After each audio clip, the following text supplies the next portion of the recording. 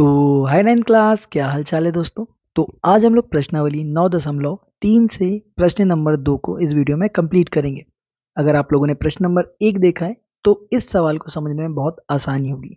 ठीक है, तो हमें सवाल दिया हुआ है कि किसी वृत्त की एक जीवा, देखिए जीवा तो आप सबको पता होता है ना, एक वृत्त बना लेते हैं। इस सवाल में ना आपको आकृति नहीं दी हुई है, तो क्या सवाल को एक एक स्टेप पढ़ना है और आपको आकृति बिल्कुल बनाते हुए चलना है। ठीक है, किसी वृत्त की एक जीवा वृत्त की त्रिज्या के बराबर है। तो पहले तो आप एक जीवा खींच लीजिए। जीवा तो आपको पता है कैसे खींचते हैं। तो यहाँ हम एक जीवा बना लेते हैं।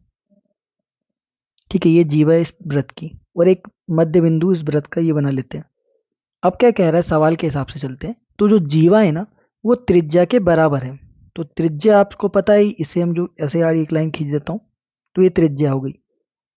और नो यार, ये तो बराबर दिख भी नहीं रही है ना, पर मान लेते हैं ना। ठीक है, थोड़ी देर मान लो। ये जो साइड है, यानी ये वाली जो भुजा है या जीवा है, ये इस वाली त्रिज्या के बिल्कुल बराबर है, और हम लोग इसको मिला के एक त्रिभुज ही बना लेते हैं। ठीक है, समझ में आया कि जो जीवा है वो दोनों ही त्रिज्या के बिल्कुल बराबर है। आगे क्या लिखा है, जीवा द्वारा लघु चाप के किसी बिंदु पर अंतरित कोण ज्ञात कीजिए तथा दीर्घ चाप की किसी बिंदु पर भी अंतरित कोण ज्ञात कीजिए। अच्छा, तो हमको दो चाप बनाने हैं, एक दीर्घ चाप एक लघु चाप। लघु आपको पता है छोटा, और दीर्घ मतलब होता है बड़ा। तो पहले हम लोग क्या करते हैं ना, दीर्घ चाप बनाते हैं। वृत्त के कोई भी बिंदु पे बना सकते हो। तो हम बिल्कुल एक मध्य की बिंदु, एक सेंटर पॉइंट रखेंगे, और यहाँ पर आप एक चाप खींच देते हैं। चलिए, ये बना ली हमने।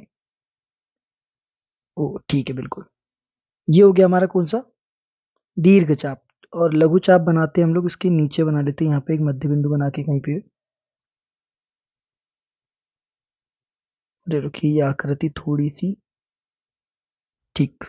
यहाँ पर हमारे दो चाप बन चुके, एक ये बड़ा वाला और भाई साहब ये छोटा वाला।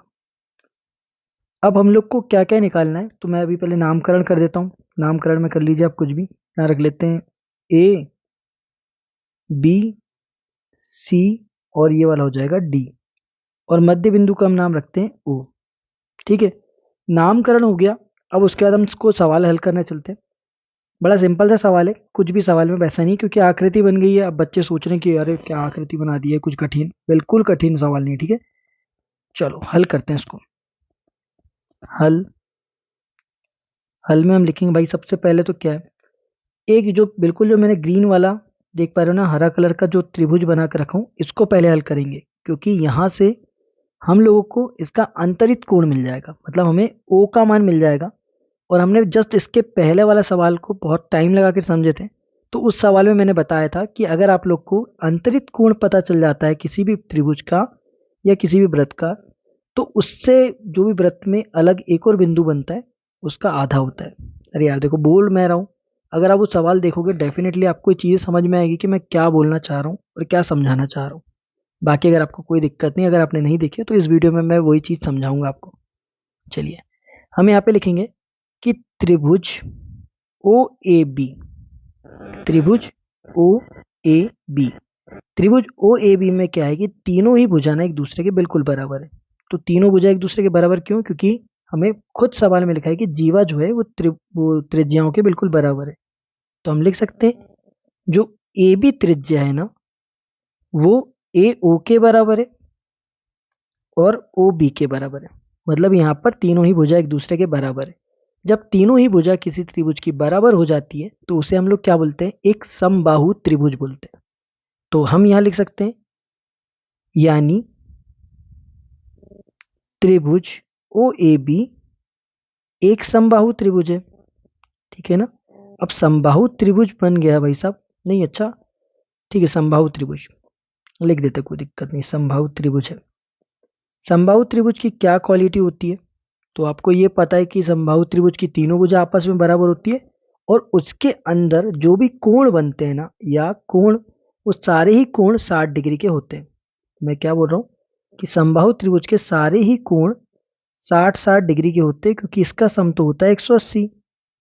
चलो, मतलब हमको ओ जो था, अंतरित कोण जो ओ था, उसका मान मिल चुका है, वो है 60। तो अब यहाँ पे लिख देंगे हम लोग कोण ए ओ बी बराबर में 60 डिग्री। चलो भैया जी, हमको एक कोण तो मिल गया, इसको मार्क कर लेते हैं। अब हमको ये भी पता है कि अगर ये 60 है तो इसका ऊपर वाला कोण कितना हो जाएगा, ये 30 हो जाएगा। चलो ये तो बोल दिया मैंने। अब मैं आपको लिख कर बता देता हूँ, वैसे कुछ है नहीं, बड़ा सिंपल सा सवाल है। अगर आप लोगों ने पहला सवाल देखे हो, देखो बार बार मैं इसलिए बोल रहा हूँ क्योंकि उस सवाल में मैंने बोला था कि उस सवाल को ध्यान से समझो, तो मैं आगे के सवालों को आपको बिल्कुल स्टेप बाय स्टेप समझाते रहूंगा। चलो यहाँ पे लिख देते हैं। मैं यहाँ पे आपको एक वही क्वालिटी बताता हूँ, ए ओ बी। ध्यान से, हाफ ए ओ बी मतलब ये जो कोण है इसका आधा हिस्सा ये वाला कोण होता है। तो हाफ ए ओ बी बराबर कोण ए सी बी। तो हमने तो अभी अभी ए ओ बी निकाले आए, ए ओ बी का कितना था 60 डिग्री, तो हम यहाँ पे ए ओ बी गुणा 60 कर देंगे, बराबर में कितना आएगा कट के, 2 एकम 2, ये 30 बार में कट जाएगा। मतलब यहाँ पर भी हम लोगों ने एक चीज और फाइंड कर ली है कि कोण ए सी बी बराबर कितना हो जाएगा, 30 डिग्री। चलो ये 30 डिग्री हो गया, तो यहाँ पर आप लिख देंगे 30 डिग्री। अब आपने क्या करे, बड़ा वाला जो चाप था जिसे हम लोग क्या बोलते थे दीर्घ चाप, उसका हमने मान निकाल दिए।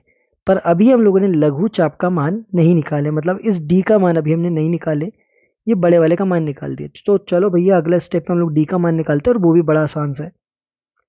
आपको बस एक चीज ध्यान रखना है, यहाँ पे क्या है कि जो आकृति बड़े वो लघु चाप में जो बन रही ना, वो एक चतुर्भुज बन रही है।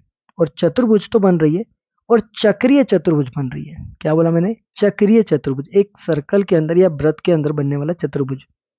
तो सी ए डी बी, आप देख पा रहे हैं 4 भुजा हो रही है। ये बीच वाले को भूल जाइए अभी थोड़ी देर के लिए ना, ठीक है। ए सी बी और डी। अब चतुर्भुज की हमने क्या पढ़ रखे है भाई साहब, एक क्वालिटी पढ़ रखी है चतुर्भुज की कि आमने सामने के जो कोण होते हैं ना वो 180 डिग्री के बराबर होते हैं। बहुत ध्यान से पढ़ रखा है हम लोगों ने। तो हम बोलेंगे अतः चक्रीय चतुर्भुज, अतः चक्रीय चतुर्भुज है। कौन सा चक्रीय चतुर्भुज, क्या नाम है इसका, ए, देख लेते ना भाई, ए डी बी सी जो भी आप मान लो यहाँ पे। अरे यार पहले पूरा लिखूंगा मैं कि ए डी बी सी एक चक्रीय चतुर्भुज है, चक्रीय चतुर्भुज है, ठीक है। ये लिख दिया हमने, एक चक्रीय चतुर्भुज है। चतुर्भुज की हमको क्वालिटी भी पता है कि आमने सामने के कोण 180 डिग्री के बराबर होते हैं। तो चलिए लिख देते ए सी और बी कोण, सही लिख रहे हैं ना भाई, बिल्कुल कोई गलत तो नहीं लिख रहे ना, बिल्कुल ठीक है। कोण ए सी बी प्लस कोण ए डी बी, कोण ए डी बी, ये दोनों कोणों को आपस में बराबर मतलब आमने सामने का कर रहे हैं 180 के बराबर, ठीक है। ये दोनों ही कोण 180 डिग्री के बराबर हो गए। और कोण एसीबी जो है ना, आपको ऑलरेडी एसीबी आप लोगों ने पहले से निकाल रखा है 30 डिग्री। ए डी भी आपको निकालना था, तो बिल्कुल हम यहाँ पे तो क्लियर ही कर चुके हैं, निकाल ही चुके हैं ना, अब तो क्या दिक्कत बच गई। ए डी भी अपनी जगह में रहेगा, जो 30 है इस तरह में प्लस का है, उधर जाके माइनस का हो जाएगा। तो 180 में से हम घटा देंगे 30 डिग्री, तो यहाँ पर ए डी बी बराबर हो जाएगा, आपको कितना डिग्री मिल जाएगा, घटाएंगे तो 30, 150 डिग्री, ठीक है। यहाँ पर आप लोगों ने दोनों ही कोणों का मान निकाल चुके हैं, दीर्घ और लघु दोनों का। आप लास्ट में लिख सकते हो, अगर ना लिखना चाहो तो आपका आंसर यहाँ तक के हो चुका है।